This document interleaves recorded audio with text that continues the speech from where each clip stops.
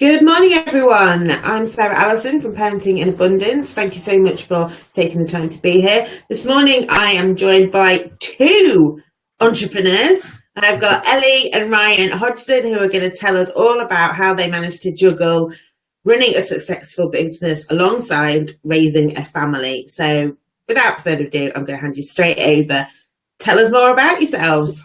Hello. Hey everyone. So we've got Hogdson Health, which is an online coaching business where we help predominantly women who are perhaps feeling struggling, frustrated with their weight. They've tried everything, and we try and help them mostly feel better about themselves, and the weight loss becomes a byproduct of that. We do have a 2-year-old who is probably going on about 16 with a tantrum, so we're fighting that at the minute. But we found that actually it was Eva May, who's our daughter, that kind of helped us really understand about family life, which has predominantly helped our clients as well, because if anything, they understand that we get it as well because we go through it too. Yeah, I think we had found, like, before we had Eva May, our coaching was so different because we were like generic fit pros, so to speak, that was like, what do you mean you can't wake up earlier? We didn't understand that kids can keep you up all night to the same degree that they actually do.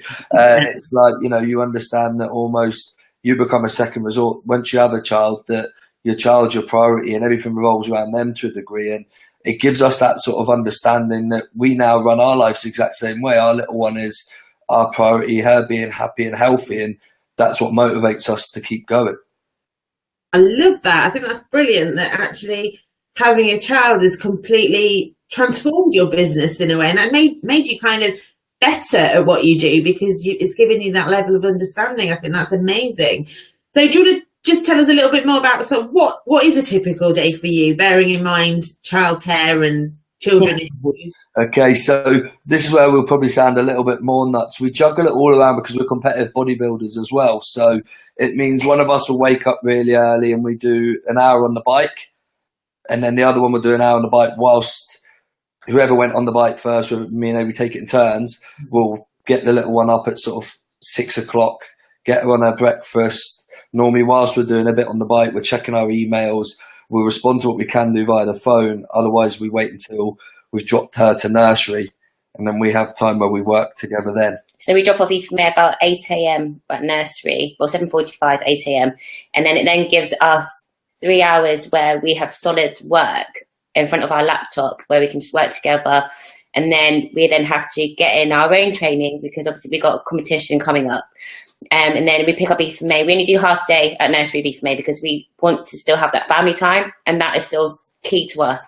So the afternoon is family time. We no longer work in front of her because we want her to kind of see us, give her the attention, not to think, oh, mummy and daddy are always at their phones. So we kind of make sure then once the little one's in bed, that's when we get back onto doing our clients' work and check-ins and stuff like that. Excellent. It's not always like that though. We've recently moved to Liverpool to kind of get away from the chaos. I think our life before was a lot worse, wasn't it? Yeah, I mean, we set up this business sort of 18 months ago, mostly because we found that our little one was suffering, because we had a business where it was personal training. We were constantly, it was handover. So one thing we've noticed more than anything is children pick up on stress, and children pick up on lack of routine, and we noticed it was affecting her. She didn't get to see us together as a quality time because we were juggling stuff. And I remember there was one time where we had her in the lounge because we were doing calls, and we were doing the calls together because we wanted to be about us. And she came over to the door and saw that we were working and turned away. And that still now makes me feel really emotional at the thought that our child didn't feel like she could come to us because she could see we were working. And that's when we vowed to just stop this straight away. Our life needs to change so that she can see she's our priority. We work to fund our life, and it's important, and we love what we do, but not at her cost. No. I think actually it's a really interesting point, because I think it's a fine balance, because you kind of do want your kids to know that you're working hard, because actually that's a really good example, and it shows them that they can achieve anything they want to, because that's what mummy and daddy did. They said they followed their dream. But then, like you say, there's that line of you don't want it to be all consuming, and for them not to see it. So I think it sounds like you manage it really well. And I love the dynamics between the two of you. I think that makes it really interesting. Most people I speak to, they're actually independent business owners, but it's nice to see that you both do it. And what sort of impact do you think that has on your parenting? The fact that you work together and have you do your parenting and family stuff. Anything brought us closer. Like, I think because we work well as a team, and that's proven to us with our business that we do work together. We both have our own sort of roles within the business, and I think with parenting, like, we work together too as a team. We both have probably our roles where, like, Ryan's probably definitely the fun one, and I'm probably more the stricter one, but it works. I think dads are. I think that's the role. Just fits in nicely. So what, I know you kind of changed your business, but what would you say would have been your biggest struggle when you first started out building your own business? It's getting that balance between, I think, like, everybody, I hate using the word entrepreneurs, but obviously entrepreneurs have a work ethic that I don't believe you get anywhere else in a normal job, because you just, like, for us, we don't work, it's our life. This is what we do, and it's quite easy to become consumed with it because you want to grow. And especially when you first start a business, it's trying to get that balance. I think that's the hardest thing. And I actually wrote a book about this last year and got it published, because I think it's so important for people to recognize that when anyone does a business, it's to fund your life, not the opposite way around. You know, you're not trying to run a business that is your life, because it becomes like you almost forget the other things that are important. You know, like, even if you don't have kids, it's that social time, it's that mental break from having that business almost. It's hard though, isn't it? Because I think when you're working 9 to 5 in a job, you know that paycheck's coming. Even if you sit there and file your nails at the desk, you know that paycheck's coming. But when you're working for yourself, you're so self-reliant on, and I hate the fact that money is such a big issue, and it shouldn't be, but ultimately we do have to keep the roof above our head and pay for our bills, especially when we've got kids. You can't not earn money. So it's very hard to let go of that and go, you know what, it'll be fine, the money will come, it'll be okay. It is hard to do that. So I love the fact that actually you've done that, and if you'd be willing, I'm more than happy for you to sort of share your book details on the fan page so that everyone, because I think that'd be an amazing resource for people as well, if you're willing, obviously. So you've given us some tips. Have you got anything, work-life balance? How do you manage that? What has been something that you've managed to implement that's really sort of helped you to implement a good, strong work-life balance? I was going to say, we started to do daily rituals. Doing for about the last year, and it's helped kind of with our mindset, because I found that, like, we both struggled with our mental health in some way in the past, and it just brought so much focus, because I find that if you don't kind of have that focus, then it's very easy to kind of feel that overwhelmed, especially being like, you're the boss, you're the entrepreneur, you're running the business. Sometimes when you don't have that focus, you struggle with what have I got to do next. Whereas the daily rituals, where we kind of look over our business goals, but also our family goals and our training goals, it just helps kind of think about what we need to do that day and just focus on that day.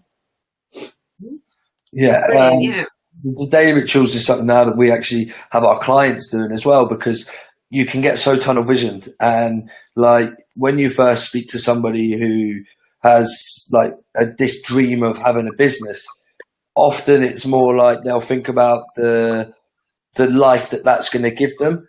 It's very rare that they'll think, I'm going to have this business so that I can work more and work more and work more. But that inevitably what ends up happening, and it's almost like in pursuit of that next goal. Whereas if you have, like, goals in all areas of your life, it helps you stay balanced and focused. And I think that's why we do make a point of that's why we still compete at bodybuilding, because we know that how easy it is to forget about that side of training or having some sort of activity in our life, because we could easily probably work an extra 2 hours a day, and that would be a really productive 2 hours for our business. But then our body's going to get affected by it. You know, our little one won't see us being active and healthy. So it's a vicious circle that almost goes in a full circle that you lose track almost. Yeah, I think getting your routine is, and kids love routine, obviously, and they need routine. So actually, it's a really healthy habit that you're teaching your daughter as well. So that's brilliant. What's the best thing about having your own business and being I think the best thing for us is that we do have freedom. You know, we have a lot of freedom in the way that we can spend a lot of time as a family. And also I think it's like that she sees how to be entrepreneurial, because I think in schools as a young age, you don't really get taught that. It's almost like this, you grow up, you study hard, you do exams, go to university, get a degree, try and get a job there and work for somebody else and climb the ranks that way. And she can see that, you know, I'm not the most intelligent man in the world, far from it. I didn't get a degree, but if you work hard and you're committed to doing something you're passionate, you can fulfill that passion and do a job that you really enjoy for yourself. Yeah, I think passion is probably the big one, because I've worked in an office job for about 8 years before I had EFMAID, and it was when I fell pregnant and I really knew, you know what, I'm not enjoying this office job, and affected in other areas of my life. I was so unhappy. So then I thought, okay, this is my chance now. I'm going to become a mum. I'm going to fulfill my passion, and I'm going to become a personal trainer, which was back then. So I qualified then, did all my exams whilst being pregnant, and then it went from there. And I think now I'm so glad that she can see that we're both doing something that we love and are passionate about. I love the way you two think. I think it's amazing, and the fact that you did all that once you got pregnant, like you used your pregnancy as the catalyst for you to really step up. And I totally agree with the school thing. I think that we don't teach mindset enough in schools. We don't teach kids to follow their dreams. We sit them on a treadmill and go, right, you'll go through this process with this outcome. And I do think, and hopefully that's where us guys can come in by being vocal about what we're doing and showing the next generation, our own kids, that you don't have to do that. You don't have to follow that path. You can choose your own path, and actually it can be much better. So one last question. If you had to go back to when you first started, but with the knowledge that you know now, what one thing would you tell yourself? Everything's going to be okay. I think, like, being entrepreneurial, you have like this sort of constant pursuit of better, and you can almost build that up so much. And I don't know if it's self-critique or what's the word you use, you know, where you critique yourself so hard that you almost knock yourself back down because you're constantly wanting better. But reality is, you know, if you work hard and you're passionate about what you do, things fall into place with you. As long as you're using the right systems, the right tools, everything's going to work out okay. You know, stressing about it isn't going to help. Is all that's going to do, especially when you've got kids, is reflect on them. You know, we've had a few stressful periods since we set up that affected our little one. You know, she picks up on the stress. It wasn't affecting her in a bad way, but she would almost be like very, you know, she wouldn't want to settle down. Her food wasn't as good, things like that. She picked up on our own stresses and anxieties because we were worried about, making the right thing. Like, we actually moved in September. We used to live in Jersey, very small island, a comfortable way to live. And we decided, you know, we're going to remove ourselves from that because we had a lot of support there, but we wanted to come away and try fully online, be committed and remove ourselves from the environment. So we did it, but she's benefited so much from doing that because she doesn't have two parents who are distracted. She doesn't have two parents who are constantly stressed, because we look at the bigger picture now and it's like, everything's going to be okay. You know. And I think as well, because like social media now, everyone's using it, and it's very easy to just put out your highlights. And so when you're starting off, just seeing the good in what everyone's doing, so it's so easy to compare yourself, like, oh, they're making that kind of money, why aren't we doing it? So if anything, I would tell myself, if I could do 18 months ago, it will come at your own pace. Just keep believing what you're doing, and if you stay true to who you are, then you'll see it. Totally agree. I think from my point of view, once I let go of that fear around being successful, I started being successful. Yeah. And it's like I was obsessing over something, and the second I just let it go and believed that it would happen, it did. It started to happen, and And I think everything you said has been amazing. You've been fantastic. So interesting. It sounds like you've got a really great setup there. And obviously, business-wise, you're able to look at it with a different set of eyes. You're able to look at it through a parent's eyes now and see how your clients probably hated you when you were telling them to get up at 6 o'clock in the morning. But we've also found by doing that, we've actually attracted clients that are more like us, because we get it, and they just that's the biggest thing, I think, is being yourself. Like, it's too easy to try and be somebody else, and because they're successful, you're going to be successful, but that's not the case, because that's not you. And it's like, if you're true to yourself, and there's always going to be people who perhaps have a different message or a different thought process, but there's also going to be others that will be attracted to the way that you are when you are yourself. Totally agree. And I think, like you say, once you're okay with that, actually everything feels better. And when you know you're on the right path, it shines through. It shines through in the two of you from this, and I'm sure it shines through to your daughter, that actually mummy and daddy are really happy, and they're living, and that is priceless. You can't put exactly. Yeah. Thank you so much. Everything's been brilliant. Like I said, if you're happy to, more than I'd love you to share your book on the fan page so that my followers can have a look at that. But thank you. You've been brilliant, and lots of really interesting insights there. So thanks very much. Enjoyed it. Thanks a lot. See ya. Bye. Bye.